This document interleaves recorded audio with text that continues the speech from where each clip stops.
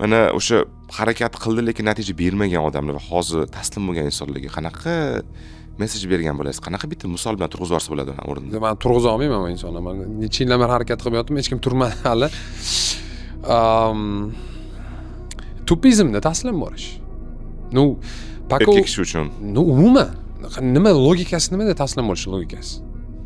Harakat to'xtatish logikasi nimada? Yo'q-ku logika. Baribir mana bitta narsada kelinglar, mana oddiy odamlar memento mori, ya'ni o'limni har kun o'yla. Bu narsani ko'pchilik qilmaydi. Hatto hayron qolasan, o'lim haqida deyarli hech kim o'ylamaydi. Men misol uchun hayratlanaman-da, men ertalab turishim o'lim o'ylashdan boshlanadi. Kunduzi kimdir men обязательно mana hozir ham shu haqda gaplashyapman. Men bilaman qachondir tugaydi meni yo'lim.